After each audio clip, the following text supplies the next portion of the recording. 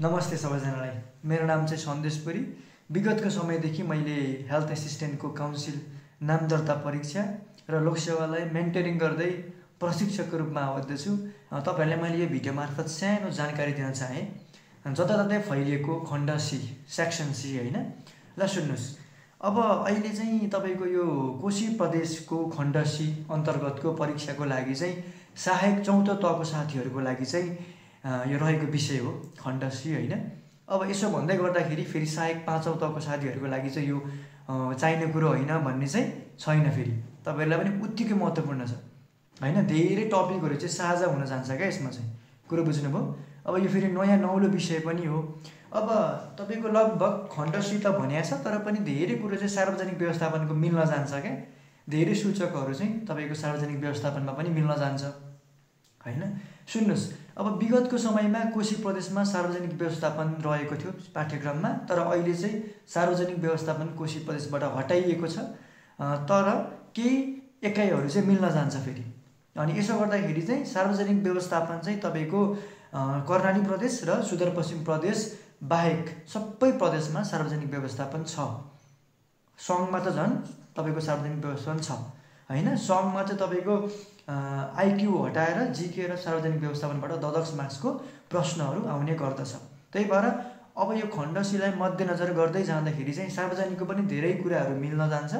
सहायक चौथो तहलाई मात्र भन्दा पनि सहायक पाँचौं तहको साथीहरुले पनि यो क्लास लिनुभयो भने चाहिँ एकदमै प्रभावकारी हुन्छ। ठीक छ। सुन्नुस्, अब यद्यपि तपाईको चाहिँ नि एचए स्टाफ नर्स सबैले मिल्न जान्छ। जस्तै दुई चारवटा टपिक नेपालको संविधान हेर्नुस् त। नेपालको संविधान भनेको सहायक चौथो तहलाई मात्र चाहिने हो त हैन नि, सबैले चाहिन्छ।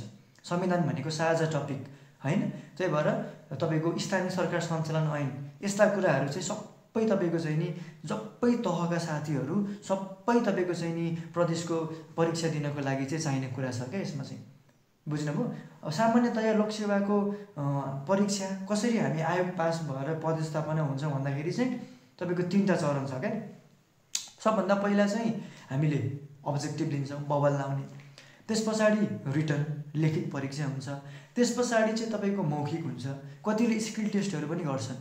तीन चारवटा चरणहरु छ हैन। त्यही भएर तपाईको पहिलोमा नआउला, दोस्रोमा नआउला, भोलिपछि मौखिकमा पनि त फ्यालिन्छन् नि त विद्यार्थीहरु।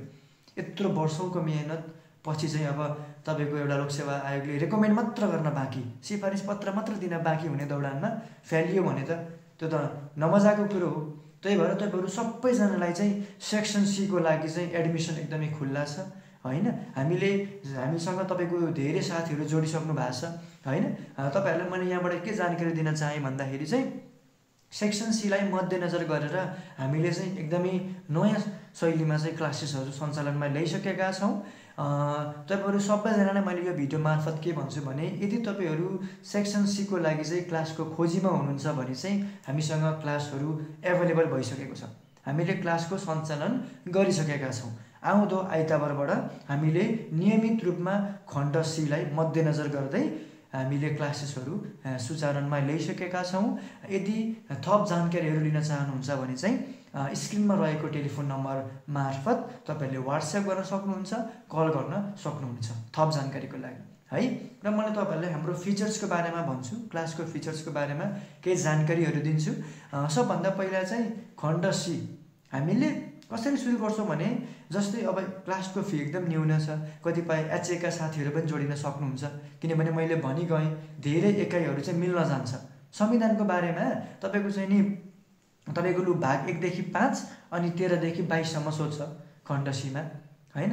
कोशीको ऐबाले मात्र काम लाग्ने हो त हैन नि त, अन्यमा पनि लाग्छ, लुम्बिनीमा लाग्छ, तपाईको चाहिँ सुदूरपश्चिममा लाग्न सक्छ, सबैमा लाग्न सक्छ नि। त्यही भएर एकदम न्यून छ। हामीसँग थप एक्स्ट्रा भनेको तपाईहरुलाई म सार्वजनिक व्यवस्थापन पब्लिक म्यानेजमेन्ट पनि गाइडेन्स गर्नेछु। त्यही भएर हाम्रो क्लासेसहरु चाहिँ आइसकेको छ। बिहान बेलुका हाम्रो क्लासेसहरु हुनेछ। रेकर्डेड भिडियोहरु, नोट्सहरु पीडीएफ फर्ममा हैन। हामी चाहिँ नि खण्ड सी लाई नै मध्यनजर गरेर तपाईको चाहिँ नि एक्जामिनेसन्सहरु, मोडल्स, मक टेस्टहरु पनि गर्नेछौं। त्यही भएर तपाईलाई यो भिडियो मार्फत मैले के भन्न चाहे भने चाहिँ खण्ड सी चारैतिर फैलिएको जुन सेक्सन सी छ त्यसलाई प्रभावकारिता सहित हामीले चाहिँ 40 मार्क्स कसरी पाउने त, 20 marks objective, 20 marks subjective point of भ्यूबाट चाहिँ हामी दुवै पर्सपेक्टिभबाट ठिक छ, अब्जेक्टिभ पनि सब्जेक्टिभ पनि हामी एकै नासमा अगाडि बढ्नेछौँ। त्यसको लागि यदि तपाईँहरू क्लासको खोजीमा हुनुहुन्छ भने क्ल्यारिटी कोचिङ तपाईँहरूको लागि अप्सनमा रहेको छ भन्दै स्क्रिनमा रहेको टेलिफोनमा तपाईँले व्हाट्सएप गर्न सक्नुहुनेछ। धन्यवाद, नमस्कार। फलक तक चल साथ मेरे, फलक तक चल साथ चल।